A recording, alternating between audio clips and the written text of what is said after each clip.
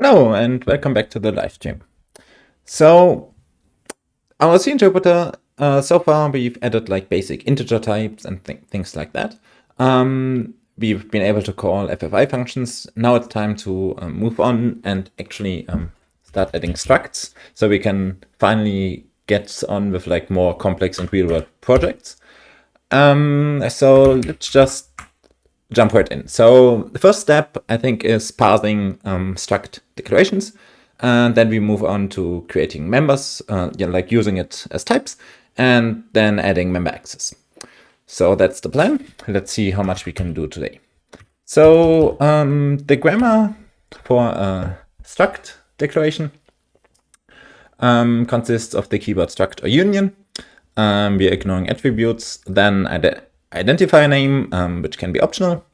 Let's ignore optional for now as well. And then a curly braced list of member declarations, which is just a list of specifier or qualifiers. I think it's the same one as we already passed in regular declarations, followed by, is there no name in here? Specifier qualifier list, member declarator list. Oh, right, member declarator list. Yeah, declarator and so on. So essentially what we've been dealing with so far. I think we can reuse most of the declaration code. Okay, so let's start by updating the AST. So we've got a new type, which is a struct type. The struct type itself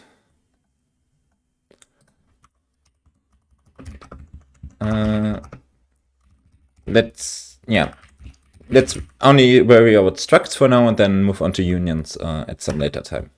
A type created by a struct declaration. So class struct type. This struct type is a basic node of type struct type, which is a container of other types. But it's not only a container of other types. Those other types also they have names, essentially, which are part of the, are they part of the type? Let's see. So what's the best representation? So we need the name of the struct in order to resolve the name of the members in order to resolve things. But that's actually, I think, I'm just thinking about what's the best way to structure it. So we could just have like the struct type itself actually store like a mapping of like member types with corresponding names and so on, which, yeah, let's just go with that. So it's a container not of types, but of sort of like named types, because we also need to stuff in the name in there. So let's call this one member type as a new sort of type, which is just a type combined with a name. A member of a struct type. So class member type, basic node, member type, which is a container of one other type, which is the underlying type, similar to how we're doing qualified types. So the additional data that we're storing is, we have symbols somewhere right here. Let's move that to the top.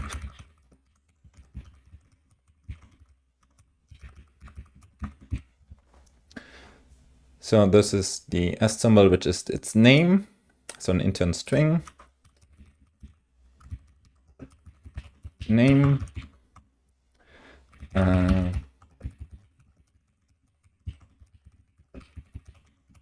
like so, and then it has a single child, which is the, well, member type or something. Well, that's the name of the class. Let's that. So type is the type thing, and then the constructor takes symbol, the name, together with the type of that thing, and then we insert the name like so. So this is the member. It's essentially a type of a name, and then a struct type is not a container of types, but of member types.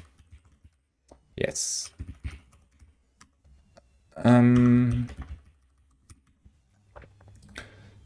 So how do we best design? All right, I can have model the constructor based on the function. So struct type has a type list of members. So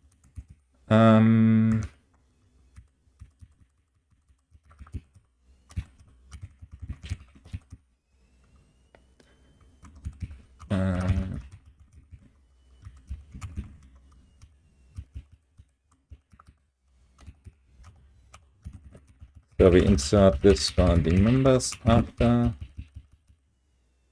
And we getting a static assert. Oh, right. So I can't say that this is a. I can't say that this is a container of member types, just a container of types. Which means that this thing returns the wrong type, but I think we can downcast that. Yeah, we can downcast it. So members impl, and then we can return like so by saying make node range of type member type members impl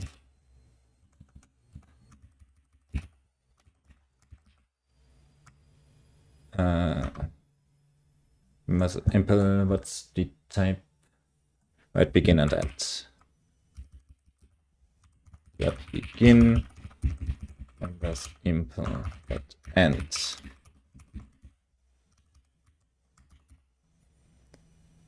What do with return type cannot be used? Okay,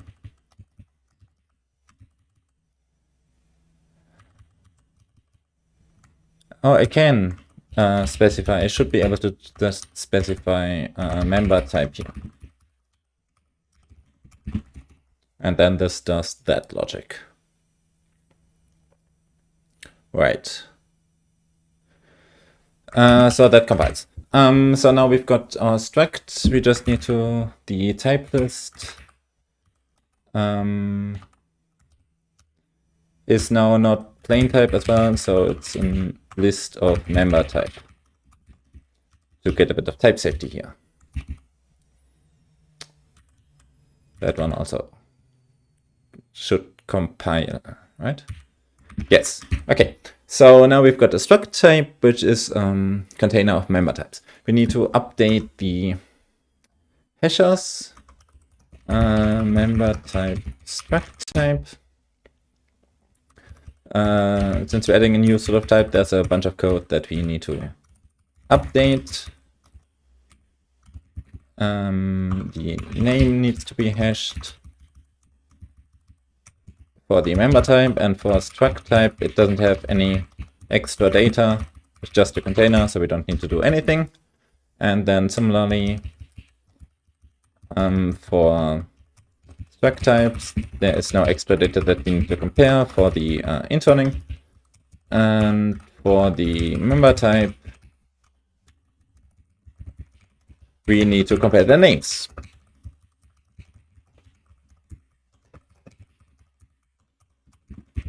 Okay. And then it's the usual game of looking at everything that touches types and checking that they're properly handled. So we want to clone a member type by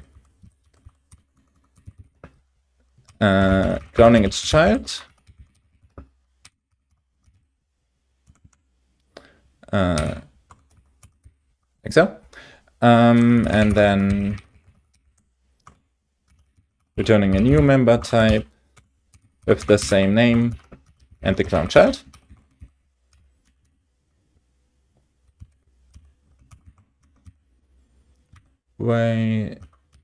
Okay, I want extra closing one. And then the struct type. We want to clone the each individual member, essentially. So iterate over each member.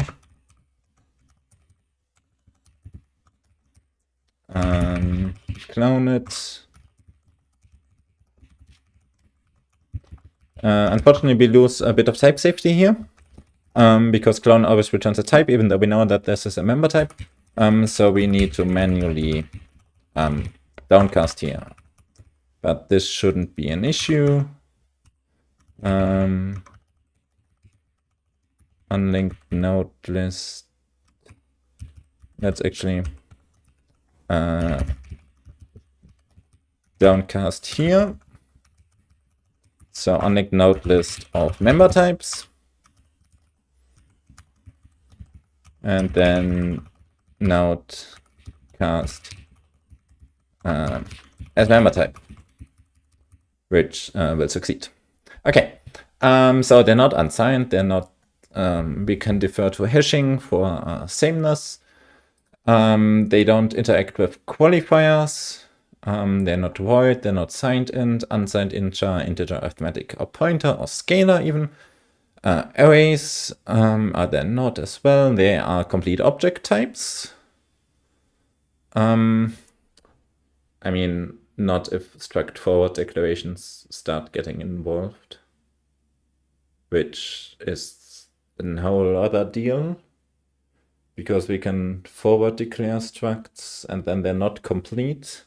So we sort of need like an incomplete struct type, which then gets... Man, that is...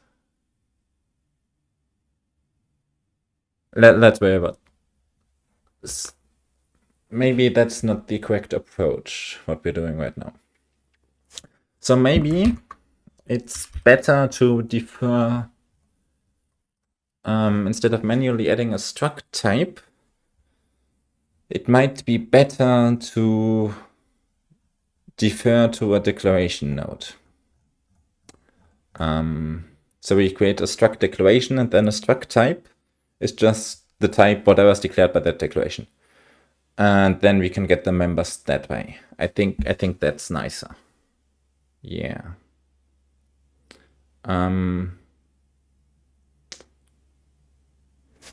So I think this approach doesn't let me just revert that, because that approach wouldn't work. So I think the correct approach is to add struct declarations. Right. To add struct declarations, because then we're dealing with all the definition stuff and naturally support forward declarations. Yes, that is a much better approach. So let's add a new kind of declaration, which is a struct decl. And then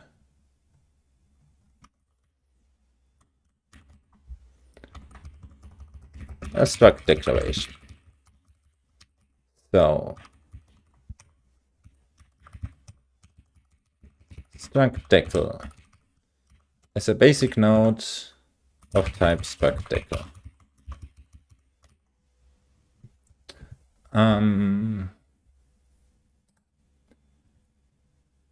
Yes. Why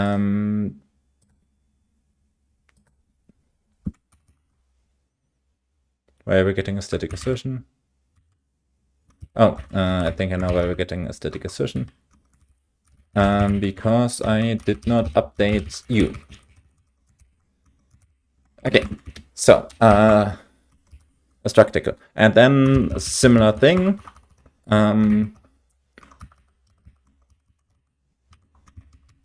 No, they can just have decls directly. Okay, so it's a container of other declarations essentially. So a struct decl has a name. It does not have a linkage.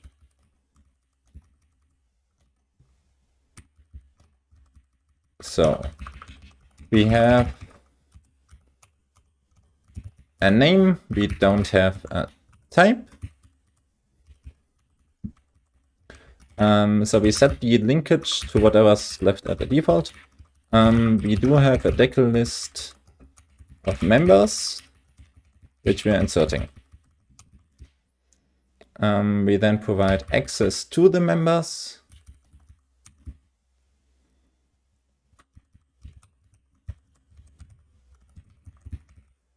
So decl members node after how does that one used? Then this is the last one. Okay. And we need a type because every declaration has a type. So let's pass in one in.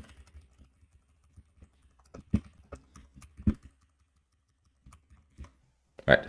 So a struct simply a regular declaration. Yes.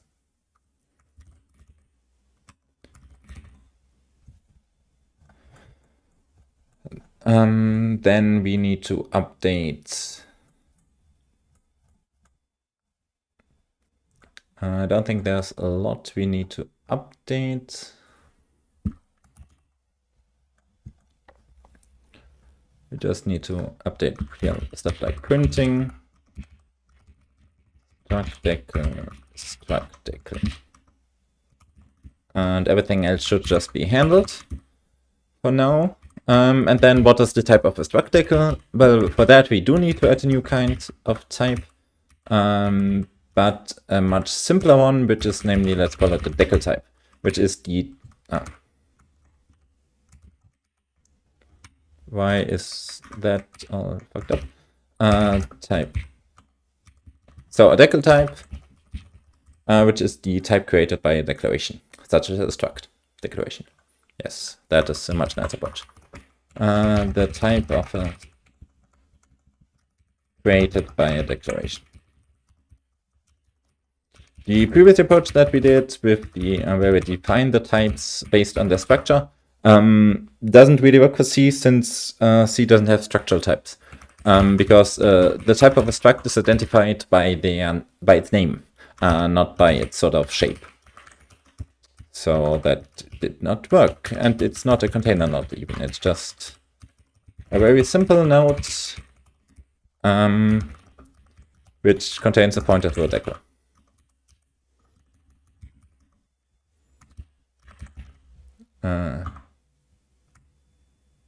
Yes. Right. So when we construct the type,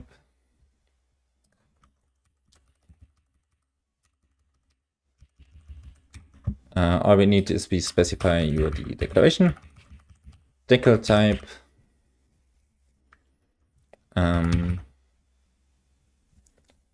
decl type const decl d node base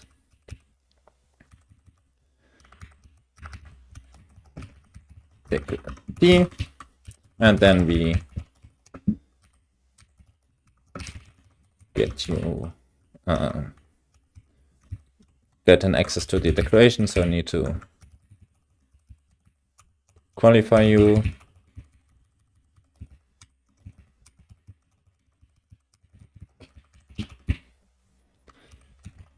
And add a decl type here, and then we need to hash its decl thing. Decl type. You want to hash its decl. So if they point to the same declaration, they are the same type. And yeah.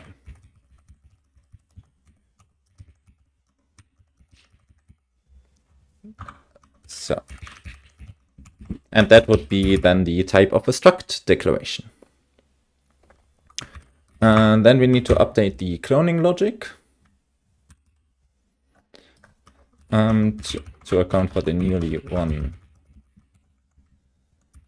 const of decl type.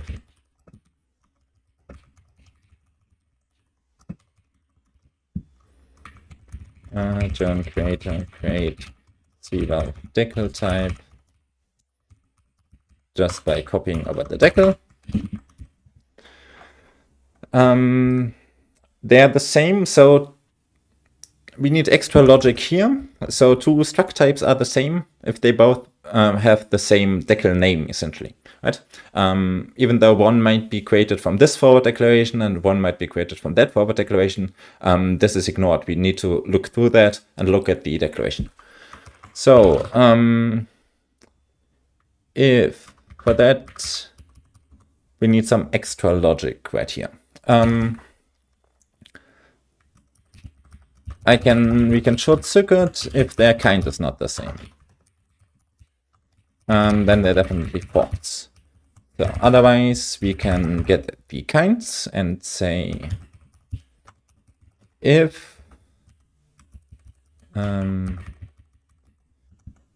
it's a struct between a decl type, clove type kind, type node kind, decl type, then we need to look at the name of the declaration they refer to identify whether or not that's the same.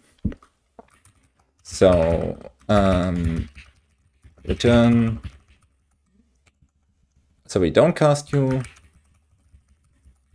Node cast clove decl type,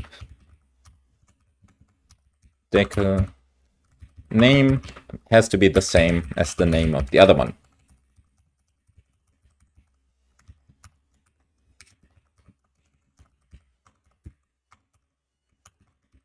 Okay, two decl types are the same if they have the same name. The actual pointer to the declaration might differ if they point to different forward declarations of the same struct, for example. So this logic wouldn't catch that. Okay. Same modular qualifiers. No need to look at any of those. But complete object type. So if there are a struct type, a decl type, but we don't have a definition yet of that struct, only forward declaration, then they're not complete, right? This is the definition of not complete. So if it's decl, now try cast. If it's a decl type, then it's only complete if the decl of the decl type has a definition.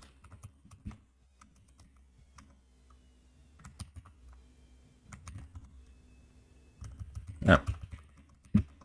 Otherwise, it's not a complete type because we don't have a definition. They don't have type qualifiers, integer ranks. This doesn't deal with types. They're not arithmetic constants and so on. Doesn't deal with types.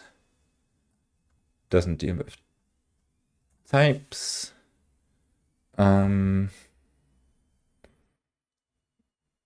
yeah, and the declarators don't affect it. We need to dump type. We need to handle you there.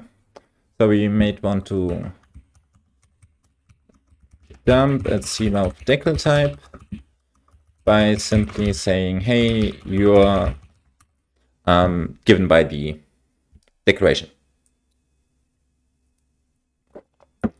So let's just say decl name C string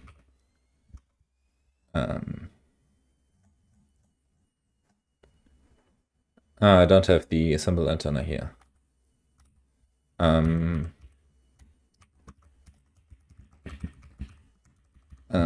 Symbols. So unintern that string.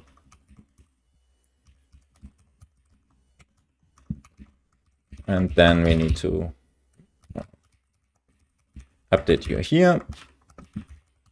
And then likewise need to add a bunch of stuff. Whatever calls this. I don't know. Symbols.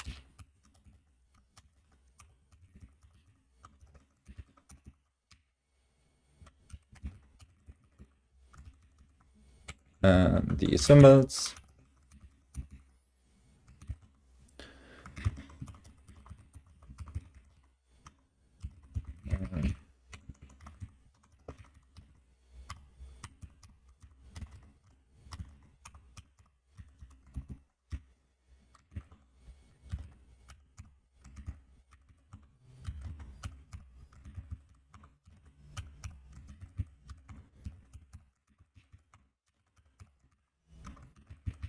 And last one, hopefully, yeah. So now we can correctly, okay. So that should be the AST changes for now. Let's get to parsing. So we're parsing declaration somewhere. Declaration. Declaration, currently we've got decl specifier list and init declarator is followed by a semicolon. Now we need to somehow pass structs. So declaration. All right. Declaration specifiers. Right. This is because this is actually an incomplete declaration, what we are having in the example here. This one. So we are parsing something like this one, right? So compared to this int main, like all of this takes the role of the int part, right? So when we are having decl specifiers, actually,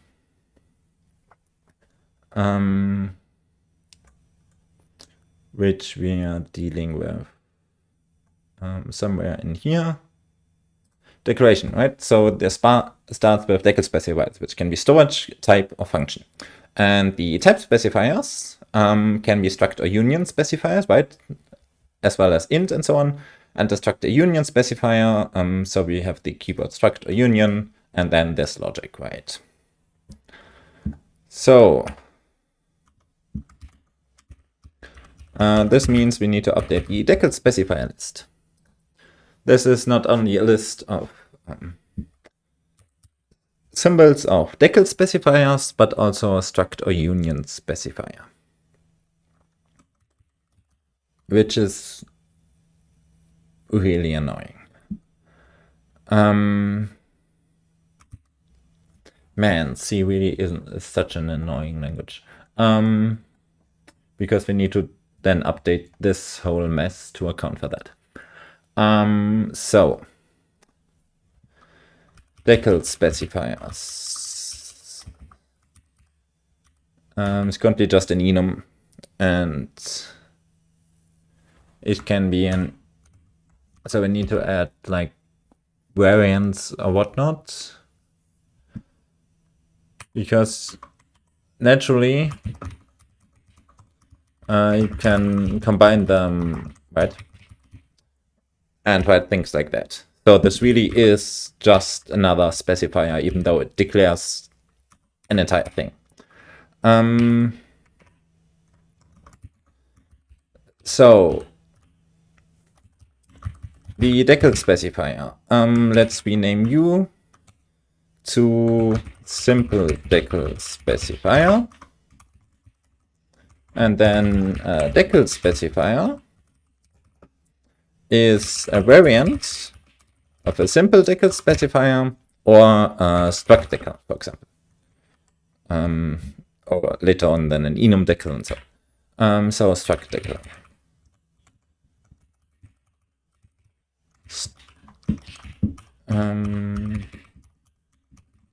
Right, so that's actually a decl specifier. Include variant. Now I need to update. Actually, should still compile because I renamed that. And so when we pass decl specifiers, decl specifier list, we're passing the keywords decl specifiers or struct. What's it called? Struct or union specifier. Let's just call it struct specifier for now and worry about union later. Struct specifier. Okay. Struct specifier.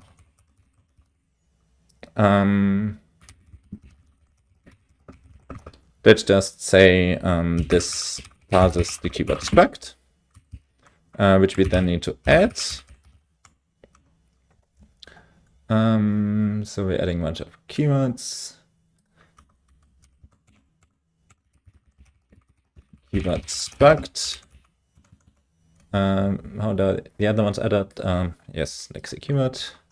Lexi keyword struct with that identifier rule, which is then also reserved.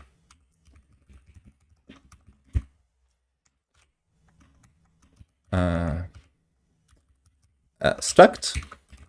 And for now, let's just say that you could use null pointer. Null pointer. And then you're no longer a vector of simple decl specifiers, but a vector of decl specifiers, which is a variant. So now the callback shouldn't compile. Because we need to simple. So if it's simple, what's the syntax here? Try get or something? No, get. Like when you pass in a pointer or something. Is it not called, what's it called? The conditional one for a variant. Get if? Get if. So if it's a simple decl specifier, and then we need to pass in the address for some reason, then we can switch over u. Otherwise, we need to handle the struct part.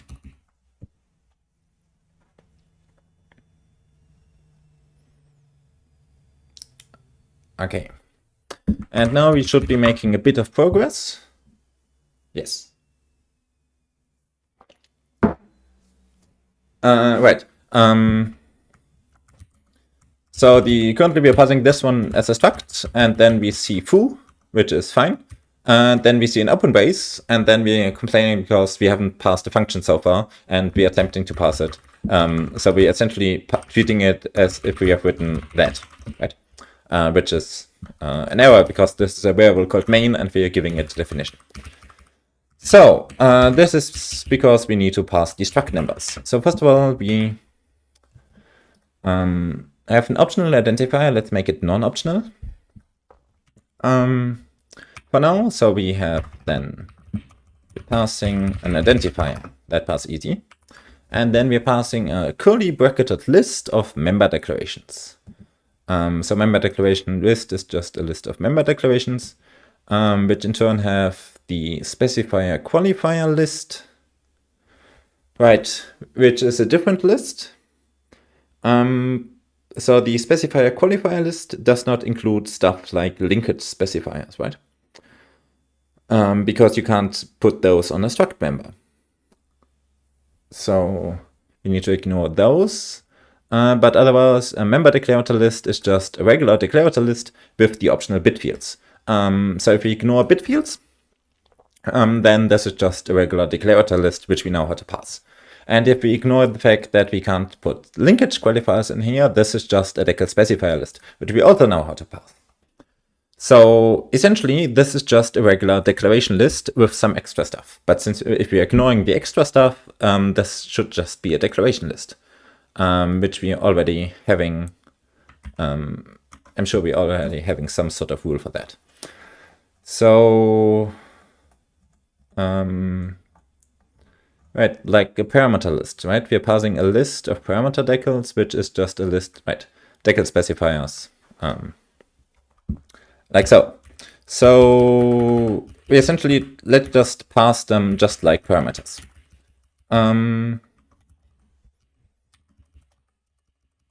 So let's add a new rule for a struct member decl, which roughly corresponds to like this thing together with the specifier member declaration. This rule, roughly like that. You can have static assert in the things you learn. Member decl. So let's move you a bit around, like here, and then forward declare struct specifier, and then we recurse. Okay. So struct, we have got a member decl. I think we can copy everything normally, but we create a variable decl instead of a parameter decl. What's the actual difference in the AST? So parameter decl doesn't have extra stuff. Actually, we can reuse parameter this one, I think, because a parameter decl is just name and type, which a struct decl is. Plus, we need some way to somewhere to store the bit, like the bit width, as well. So let's add a new kind of decl for you. Member decl. But for now, we can just copy paste.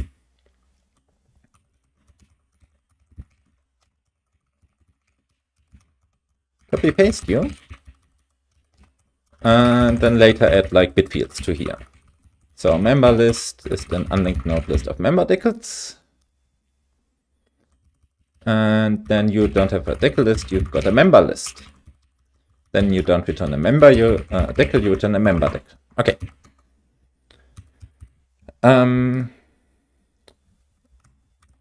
Then I need to update you during printing. I think, maybe not. Let's see. So member decls. We have this error here. Is valid for parameter, checks that we don't have a linkage.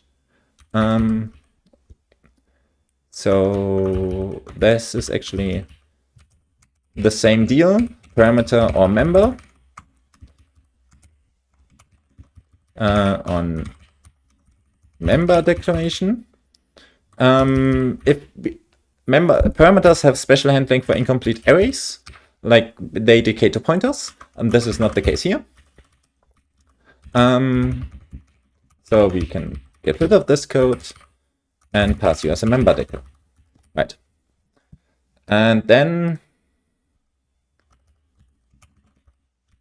an identifier followed by a curly bracketed list of, I think it's it can be empty. Pretty sure it can be in C++. Member declaration list. It's a member declaration followed by member declarator list. You can just have specifiers. Oh, maybe it cannot be empty. Doesn't appear to be. Oh, maybe the specifier qualifier list can be empty. I don't think so. So I think you need at least one member. So it's a list of member decls separated by semicolon. Right.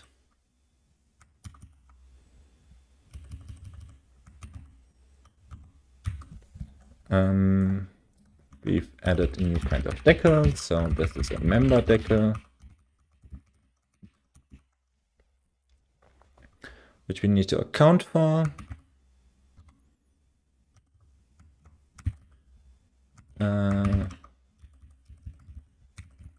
Identifier, we don't allow reserved.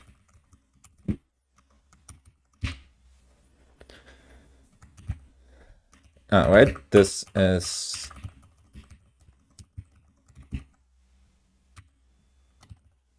actually not a separator. Remember, decl includes a semicolon. Oh, because actually we can declare multiple members separated by commas, which is not the case for parameters. So we have the not an init declarator list. Yeah, so we've got a list of members within a member decl. Okay, let's handle this is a bit tricky. Let's do that later, and just add a semicolon here. Okay.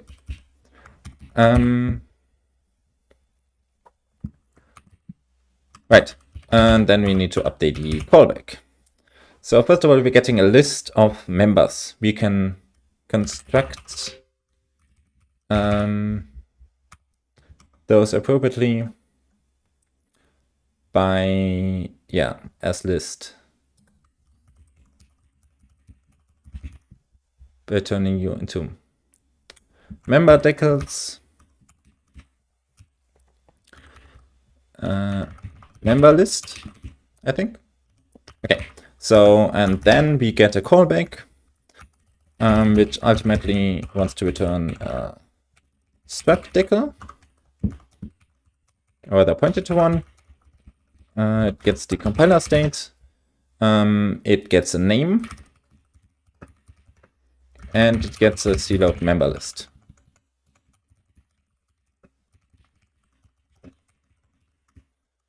Member list, which then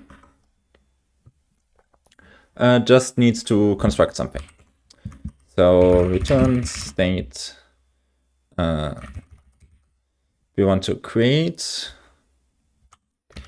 a cloud struct decl. We need some position, name members. So we need a position here. So let's pass a position.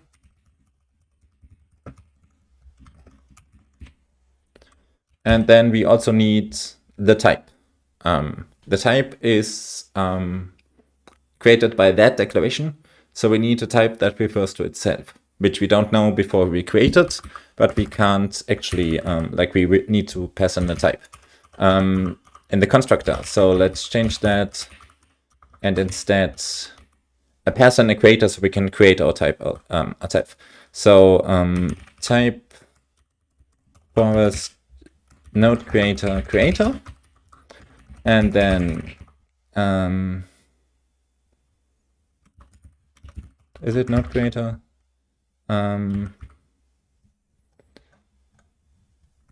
It's actually, let's the type first. Types.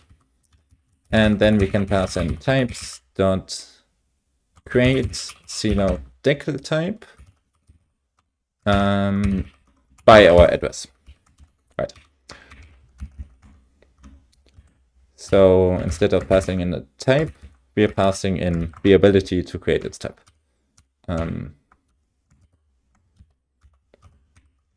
State.asked types.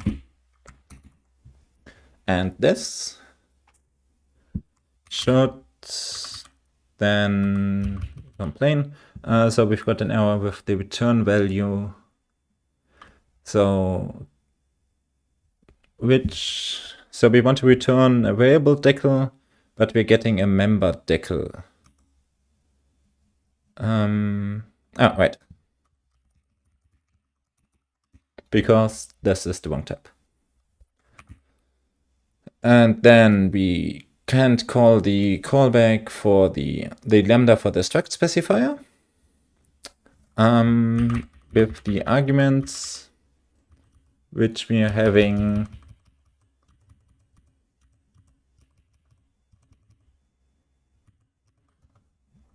right here, and we are instantiating you with the produced arguments, which is a state, a position, a name, a list of member decls. And what do we take? A state, a position, a name, and a list of member decls. So why are you complaining?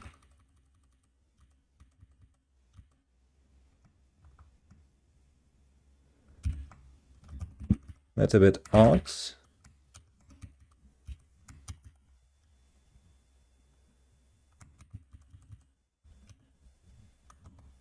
All right, so we've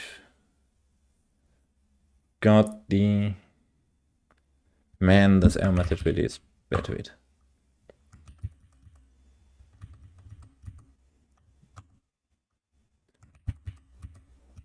Especially if it's truncated.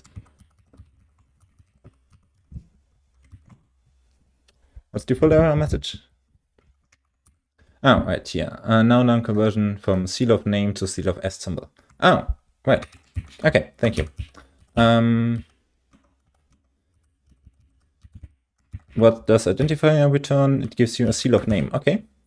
And let me guess, a seal of name already includes a position. Yes, great. So I don't actually need a position because we're getting it for free. Name log, name symbol. Like so. And now we're compiling. And what happens when we pass it?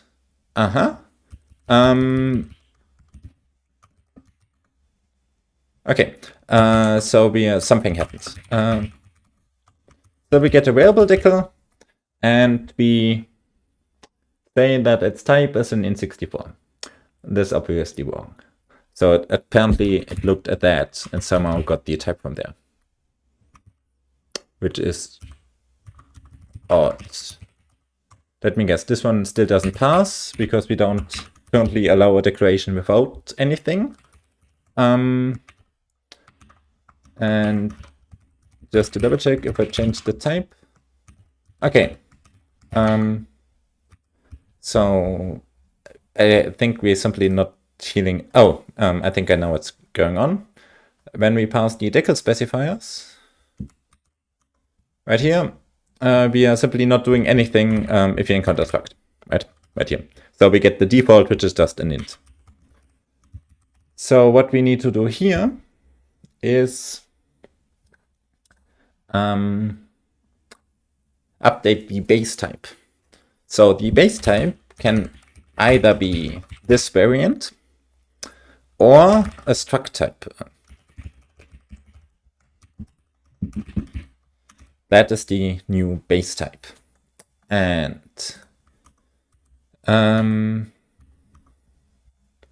if we don't have a base type, right, it can also be empty, in which case we assume int. Man, this is really, the function gets messier every time we add a new feature. What's this called, monostate or something? Okay.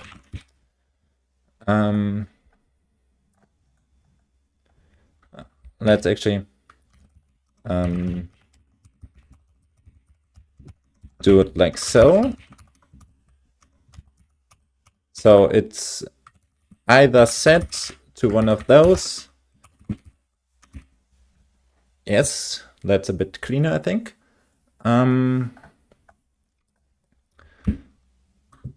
Okay, so then we need to handle the base type according. Man, this is okay.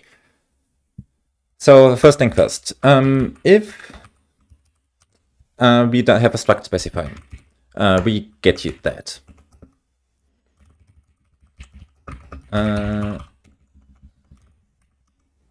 So decl specifier is just pointed to a struct decl. Get clove struct decl.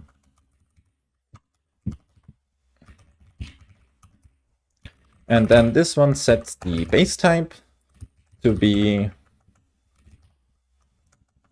state as create a type from that struct declaration, right? Okay, that's our new base type. It's the type of that struct. And then we need to process u. So the logic is that we add qualifiers to the base type, which is our unqualified type, which needs to look as follows.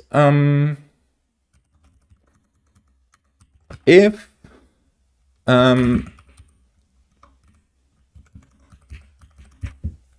so what this one does, it combines the base type with the qualifiers that we've passed so far. So this means that if the base type is empty, so if we didn't have a base type, or the base type is one of those simple types, base type t,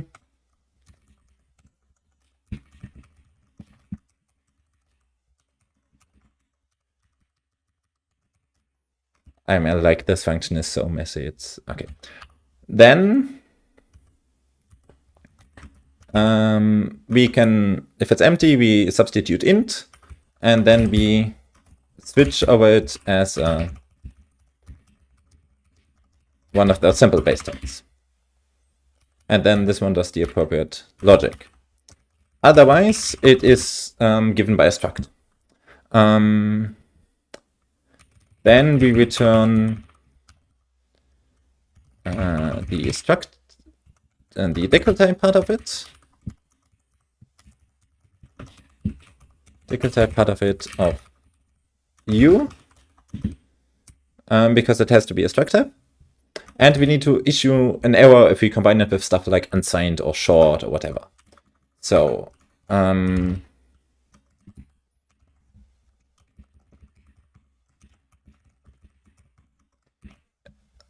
eventually we need to like restructure you into a bunch of different functions because this is really messy.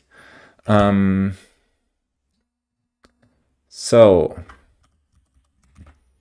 if it's signed, or if the short count, so if the signedness has a value, or we have short counts, then we want to log an error.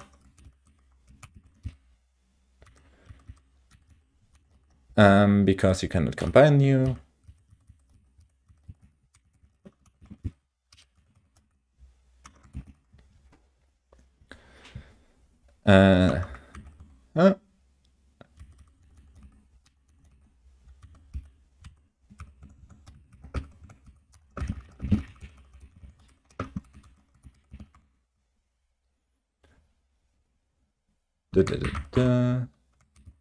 Okay, so apparently didn't like the const qualification that we added. So let's get rid of those.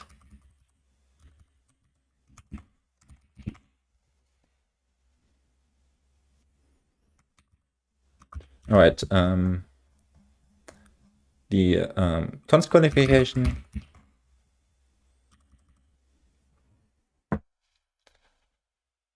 Which can be right, invalid use of incomplete object type. Okay, now we're getting somewhere. So we passed it as a struct, but it's still incomplete. This is because we haven't associated the definition with it. This can be easily fixed. So struct specifier, when we pass it with the members, we know it's complete. We just need to tell it that we make it a definition because it has members.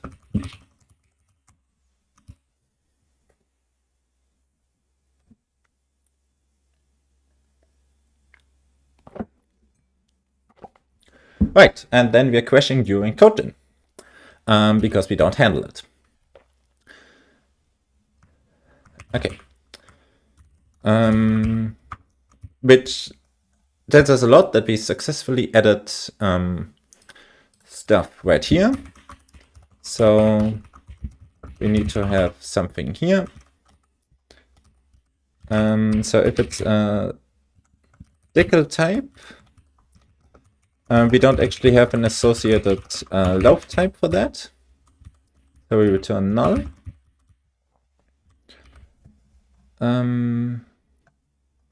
But if it's it does have layout decl type tricast, so if it's a decl type, then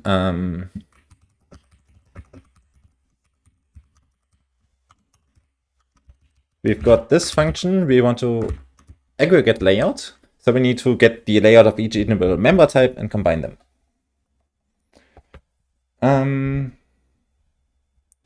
So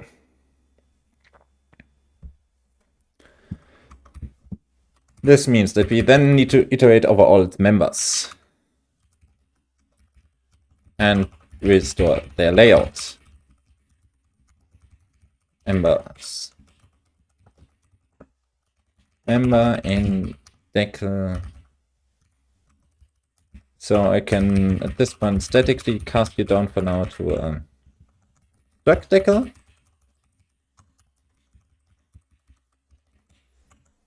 Then I get members, and then I can codegen the layout for each member recursively. Layout given by the type of the member. And then we return the layout of an aggregate.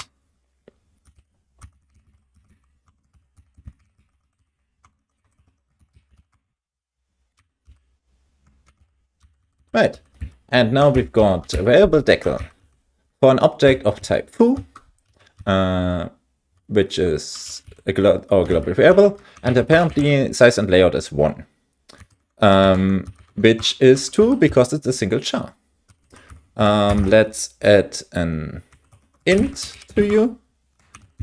Right, and suddenly we're 16 bits with padding. So that part actually works. One last thing before we commit. It would be nice if we were to actually print the thing, right? So let's do that. So when we have dump type, we want to add decl type. Should we get a bit not only just print its name, but also like have the struct decl show up somewhere in the translation unit. I think this is because this is a bit tricky. So it's not really a child of anything, right? Because this verbal declaration, maybe it has it as a child as part of the type. So currently it has a type foo, which we're printing the name of right here. But this decl is not really part of the tree of the entire hierarchy. So when we need to add it to something.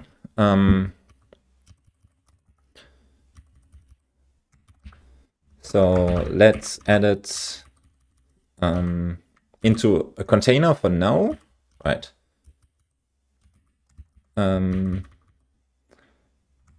Yeah, so let's, so we've got the tree, right.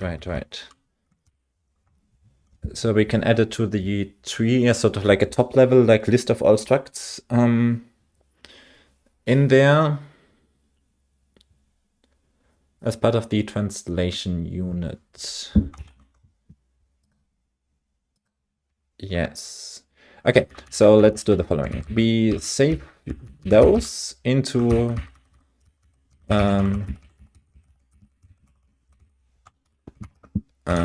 so we collect all structs that we encounter. Struct specifier collects all structs.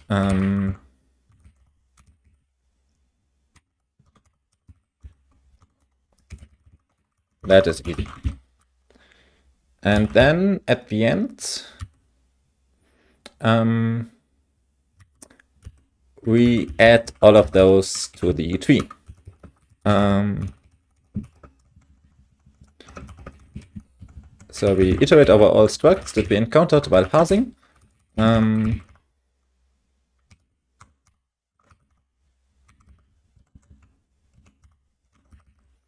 And sort of like store them as children of the translation unit.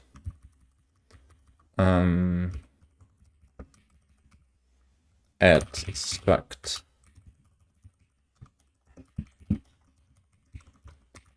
insert child list after. Let's actually use a dryad list here. So we keep track of all structs and then insert them at the end.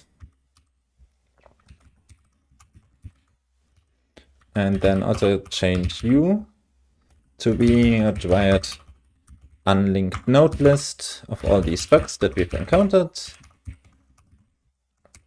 Because if they are not part of the tree, we sort of can use like an intrinsically linked list to store them. And then we can just save them right here.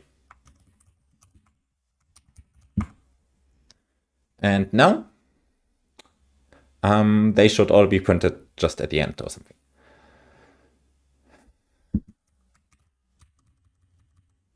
Oh, at the beginning, right, because we prepended them, which is even better.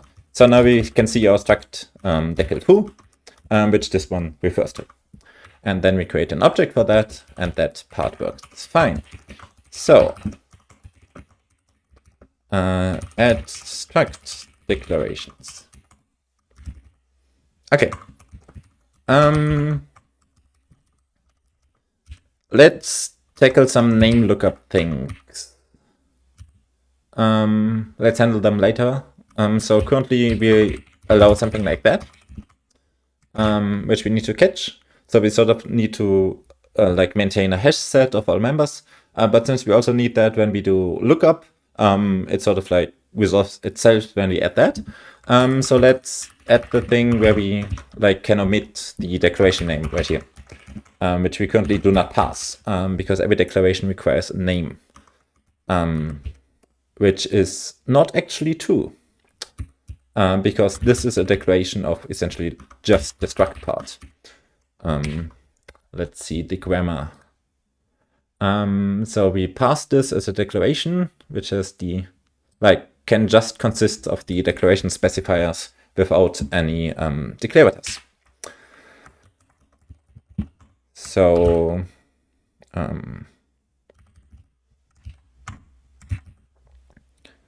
not declarator, declaration. So when we pass a declaration,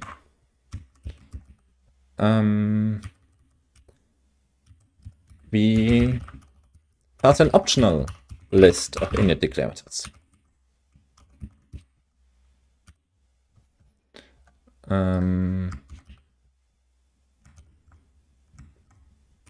Oh, let's actually make the init declarator list itself optional,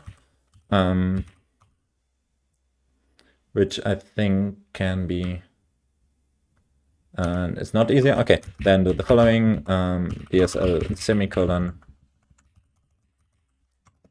or a list followed by a semicolon.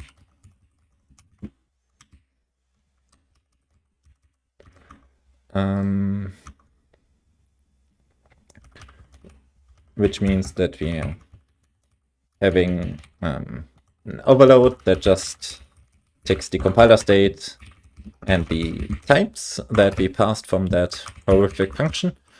And then we essentially do nothing. What do we actually return? Like, we return an empty decl list. Decl list. I wonder whether that breaks something down the line. It apparently breaks something right here. Now matching function, right? We are again missing a callback.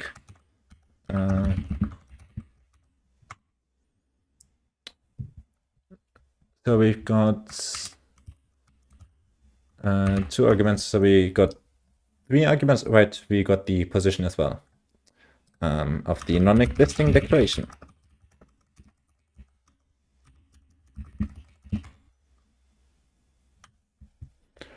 Right.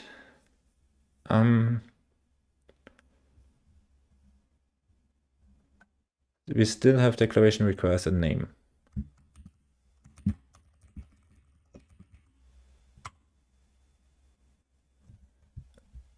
Oh, because, wait, where exactly why are we here? So we're parsing a declarator. Oh, right, a declarator can be hang on. A declarator can be empty, which is fine. But why? This one is not abstract, actually. Why is that triggered? This surprises me a bit. So we're passing a declaration. So we've got our decl specifier list, and then directly a semicolon, right? So why are we attempting to pass a declarator here when we should see the semicolon and don't actually go into parsing the thing? Okay. Luckily, Lexi has debug actions. So instead of parsing, let's trace you. Lexi trace the translation unit.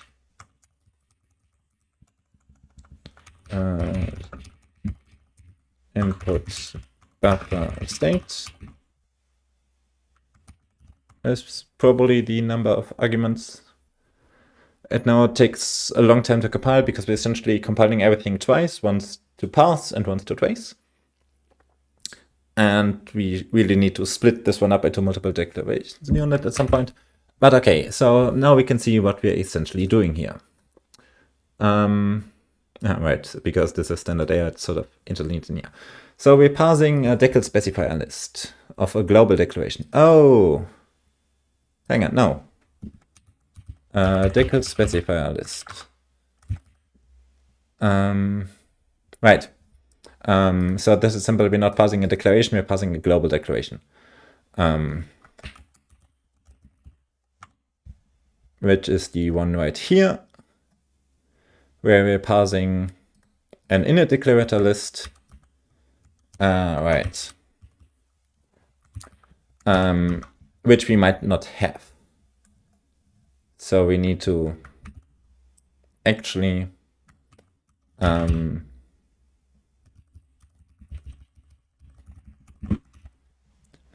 make the inner declarator list optional, which is a bit easy, I think. We can make this one. Let's duplicate a bit of logic here, because that's easier then. So if we're having a semicolon at this point, if scanner.branch a semicolon directly, then we're good. Everything we did, we passed during the decl specifier. So we just return an empty decl list as well.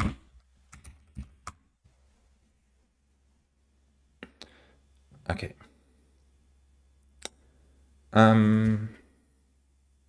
Right. And now this one works. So we're essentially parsing something without a name. But of course, I'm pretty sure this one doesn't work. Like it's not supposed to, but we're not catching that. So shall declare at least declarator, attack, or the members of an enumeration, right? So this constraint is the one. We are not declaring attack, so a struct or union, I think, but we don't have any declarators either. So that's not allowed. We need to catch that. And we need to catch that right here. So if the type itself, let's add a member. Type with specs. Bool requires declarator. So unless it's a struct declaration, we need a declarator, right? We can't just do that, which we currently allow. We can do that, but we cannot do that. So if the type is not struct decl, not celof, not dryad, node has kind celof decl type. So if it's not a decl type, then we require a declarator. And then if type spec value requires declarator, but we don't have one, then we issue a diagnostic.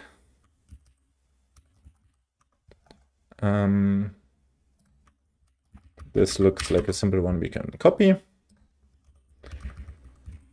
Let's copy Clang method. Declaration does not declare anything. Right here. Which we then should see. Right, declaration does not declare anything. And let's copy this one to this case right here. State was type spec.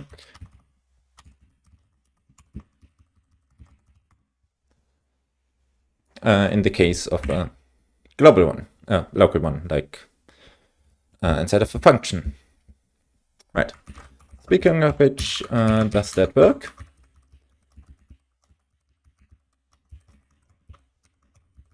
Struct true inside of a function. Oh, we're crashing. Delightful. That mostly works. Okay, so let's commit you. Allow declaration without declarators. And figure out why you're crashing when we do that inside of a function.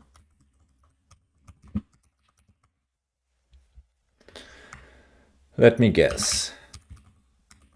We are null pointer, and we're getting the null pointer.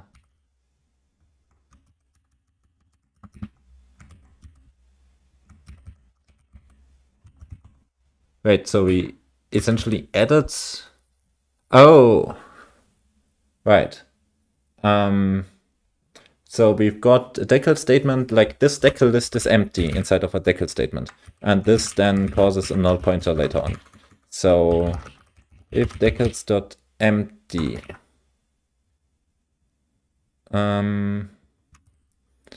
then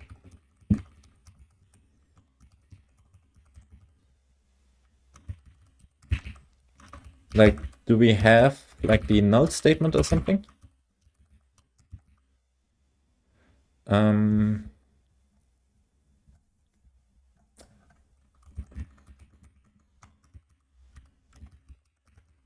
Like, do we allow that? Because that's essentially the same thing, right? It's a statement that does nothing besides create the struct. And we don't. So let's add that, and then we can fix that bug.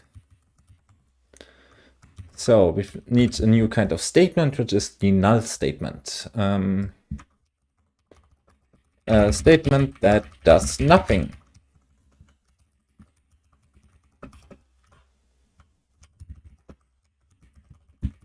Basic node kind null statement.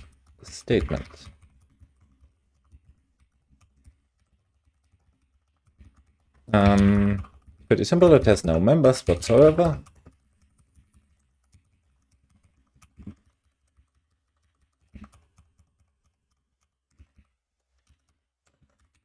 We still need you. Like so. Which we can then use right here when we don't have decls. Then we return a null statement.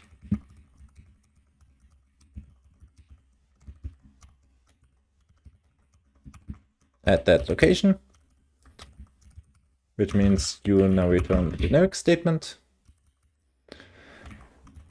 And you return a generic statement.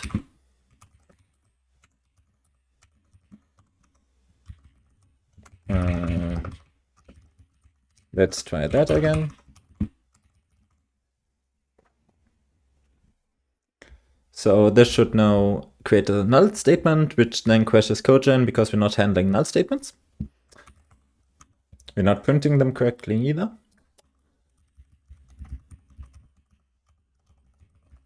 Null statement, null statement.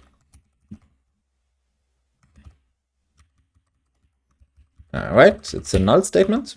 Apparently we're just skipping over during Codegen. Codegen function body. We are visiting a whole bunch of stuff, and when we visit a statement, right, we're just we are apparently just skipping over it, which is good, exactly what we need. So that's that. Then we also need to, so that fixes that segmentation fault. Allow structs without declarators in function body. And then while we added, let's also, I'm pretty sure, yeah, I mean, like, Clang doesn't compile, complain about it. Yeah, so that's valid syntax, which means we need to parse you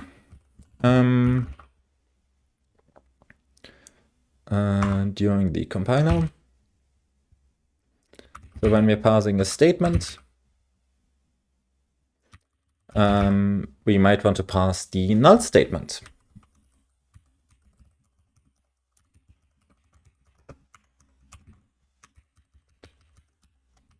Which is quite simple.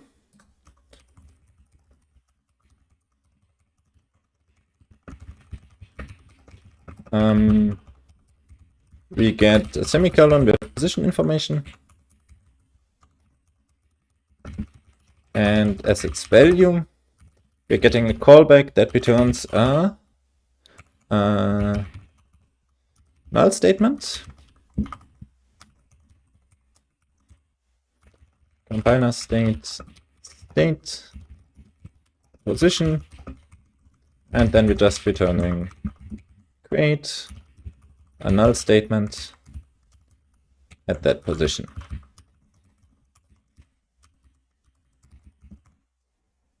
And now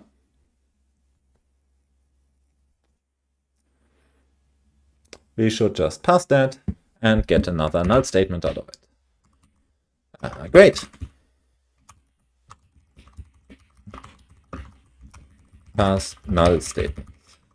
Okay, so we can now define structs and essentially create objects out of them. Like directly in here, we should be able to create an object and also like a pointer and stuff. This should all work.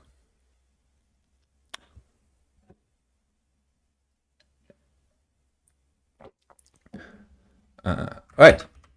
So we've got a variable object of type foo, which you can see right here, and then a pointer to foo. That part works. What we can't do is say something like right here. This one isn't supported, right? Because we're looking for the opening brace. And we don't have like object.member syntax. We don't have that one either. But I think that's enough for today. Let's tackle those next time. Thanks to everybody who stopped by. We'll continue right there.